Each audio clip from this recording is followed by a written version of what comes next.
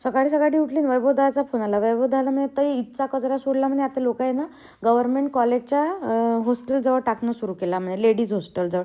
तो कचरा उचला लागते म्हणे आपल्याला, कारण नवीन नवीन आहे तर लवकर उचलून देईन. मग काय ठीक आहे म्हटलं बा, कचरा म्हटलं का मी तर पाहिजे. मग सगळ्या पक्षाचे लोक आले, काही कोणाला हे नाही.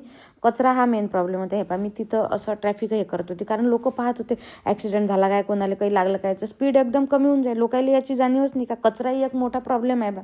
ते इले फक्त हे म्हणजे कोणाला लागलं काय तर मग आम्ही थांबतो असं आहे बा. याच्यात मी कोणी राजकारण्यांनाही दोष देत नाही किंवा मी प्रशासनालाही दोष देत नाही आहे, कारण हा सगळा कॉमन मॅनचा प्रश्न आहे आणि त्यांना ती जाणीवच नाही की त्यांना काय एक्सपेक्टेशन आहे प्रशासन आणि राजकारण्यांकडून. ही त्यांची त्यांना प्रशासनाला दोष देते. आणि आपलं असं आहे की जिथपर्यंत आपल्या घरापर्यंत येणार नाही आपण काही बोलणार, कारण यांना जाणीव नाही आहे की यांना प्रशासन आणि राजकारण्यांकडून काय एक्सपेक्टेड आहे. हा कचरा इथं झाला होता, त्यांचा तिथल्या त्या हॉस्टेलच्या मुलींना त्रास होता, आपण आता इतके दिवस झाले तिथं काही आणि मग आमचा कचऱ्याचा त्रास आम्हाला माहित होता. मला असं वाटतं लोकांनी जागरूक असायला पाहिजे नवीन कचरा केलं म्हणून बस. आणि हे जे तुम्हाला निळशार आकाश दिसत आहे हेच कारण आहे आमच्या अमरावतीला मिळालं शुद्ध हवेचा अवॉर्ड.